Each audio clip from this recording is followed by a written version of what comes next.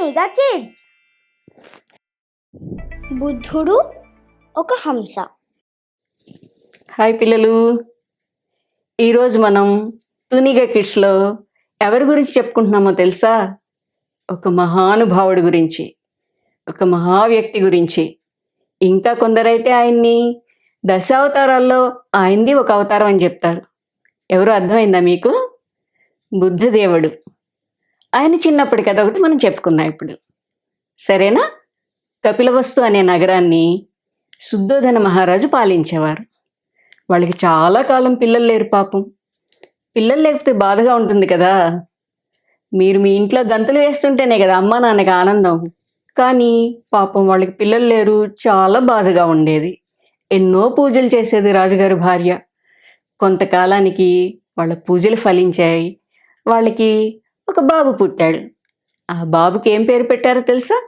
సిద్ధార్థుడు. సిద్ధార్థుడు చక్కగా ఆడుతూ పాడుతూ కబుర్లు చెప్తూ పెద్దవాడయ్యాడు.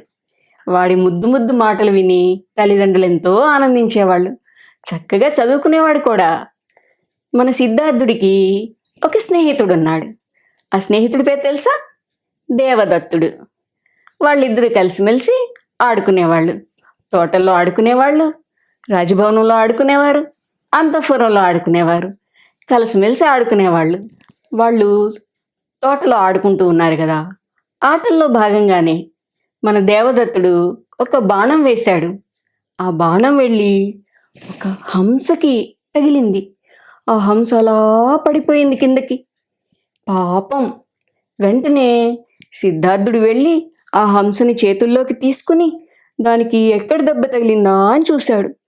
దానికి కట్టాడు. కట్టి కింద పెట్టాడు. అది నడుచుకుంటూ సిద్ధార్థుడి దగ్గరికి వచ్చేసింది. అయితే దేవదత్తుడు వచ్చి, ఆ హంస నాది, నాకివ్వు, నేనే బాణం వేసి కొట్టాను దాన్ని, నాకు ఇచ్చేయి అన్నాడు.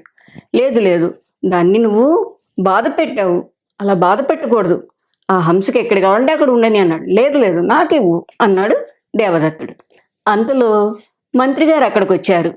ఆయన ఏమైంది బాబు అని అడిగారు. మొత్తం చెప్పాడు సిద్ధార్థుడు.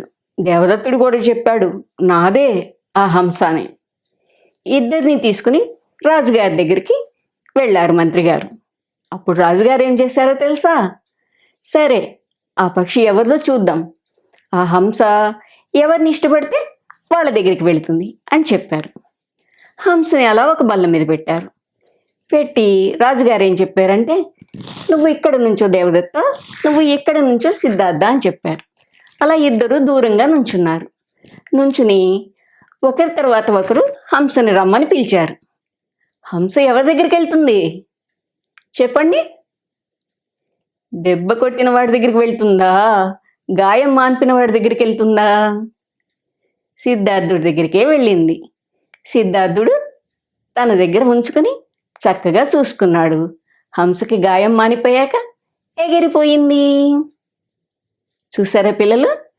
పక్షులనైనా జంతువులనైనా ప్రేమగా చూసుకోవాలి, వాటిని బాధించకూడదు, సరేనా? మరో మంచి కథతో మళ్ళీ కలుద్దాం మనం.